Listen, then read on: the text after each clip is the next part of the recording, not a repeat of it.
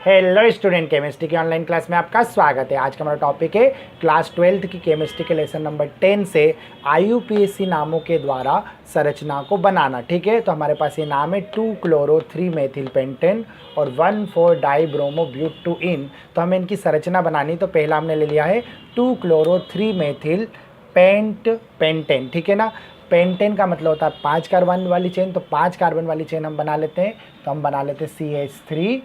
ठीक है, पहली कार्बन हो गई, फिर लगा देते CH2, फिर बनाते CH2 क्योंकि चेन की स्टार्टिंग CH3 से होती है और बीच में CH2 आते हैं। ठीक है ना, तो CH2 और फिर आ जाएगा CH3। ठीक है, इस तरह से हमने बना लिया।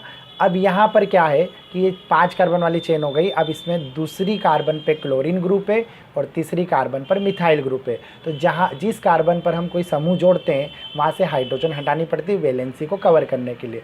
तो पहली और दूसरी कार्बन पे क्लोरीन है, तो यहाँ से एक हाइड्रोजन हटा देंगे, या 2 है तो 1 बचेगी, और यहाँ पे जोड़ देते हैं हम क्लोरीन ग्रुप, तो ये लिख दिया क्लोरीन ग्रुप। ठीक है, और तीसरी कार्बन पे हमको मेथिल ग्रुप जोड़ना है, तो पहली, दूसरी, तीसरी, तो तीसरी कार्बन से एक हाइड्रोजन को हटाकर यहाँ पर कौन सा मिथाइल ग्रुप जोड़ देंगे CH3।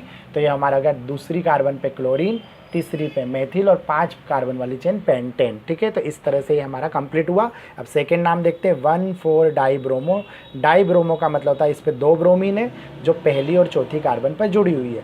ब्यूट का मतलब होता है 4 कार्बन वाली चेन है, और 2-इन का मतलब होता है जो दूसरी कार्बन पे उस पर डबल बॉन्ड है। तो इसको बना लेते हैं, तो यहाँ लिख देते हैं CH3।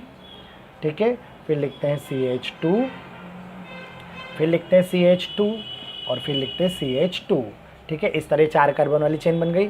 अब इसमें क्या है कि पहली यहाँ पर तो 3 आएगा। ठीक है ना, तो इसको 3 कर देते हैं क्योंकि लास्ट और शुरू में क्या आता है 3 आता है। कॉर्नर पे हमेशा CH3 रहते हैं। ठीक है ना, अब यहाँ पर क्या होता है 4 कार्बन वाली चेन बनाने के बाद में यहाँ पर क्या होता है पहली और चौथी कार्बन पे हमें ब्रोमीन जोड़ना है।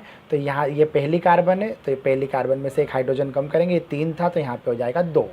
ठीक है, और यहाँ पे हम लगा देंगे ब्रोमीन। कॉर्नर पे तो हम किधर भी लगा सकते हैं, नीचे भी लिख सकते हैं और कोने पे भी लिख सकते हैं। तो यहाँ हम कोने पे लिख रहे हैं ब्रोमीन, तो पहली कार्बन पे ब्रोमीन इधर जोड़ दिया, चौथी कार्बन पे ब्रोमीन जोड़ना, तो यहाँ से एक हाइड्रोजन कम करा, 3 से 2 हो गए, और इधर भी लगा दिया हमने क्या ब्रोमीन। ठीक है, अब इस तरह से, और दूसरी कार्बन पे हमें डबल बॉन्ड लगाना है। तो ठीक है, तो ये पहली कार्बन है, तो ये दूसरी है, तो दूसरी कार्बन के बाद डबल बॉन्ड लगाना है, तो यहाँ से एक हाइड्रोजन जाएगा। ठीक है, और यहाँ डबल बॉन्डिंग क्रिएट होगी, पर डबल बॉन्डिंग 2 कार्बन के बीच बनती है, तो दोनों कार्बन से एक हाइड्रोजन हटाएंगे, तो यहाँ पर हम दूसरी कार्बन पर क्या लगा सकते हैं, डबल बॉन्ड लगा सकते हैं। ठीक है ना, तो अब हमारा नाम क्या बना, देखो पहली पे ब्रोमीन और चौथी पर भी ब्रोमीन। अगर ये पहली कार्बन है, ये दूसरी है, ये तीसरी है और ये चौथी है, तो पहली कार्बन और चौथी कार्बन पे ब्रोमीन हो गया, तो ये हो गया 1,4-डाइब्रोमो, और 4 कार्बन वाली चेन है तो ये हो गया ब्यूट, और दूसरी कार्बन के बाद डबल बॉन्ड है तो ये हो गया 2-इन, तो 1,4-डाइब्रोमो-ब्यूट-2-इन का ये स्ट्रक्चर बन गया। ठीक है, तो उम्मीद है आपको समझ में आ गया होगा। मिलते हैं अगले वीडियो में अगले टॉपिक के साथ, तब तक आप पढ़ते रहिए। Best of luck for your exam.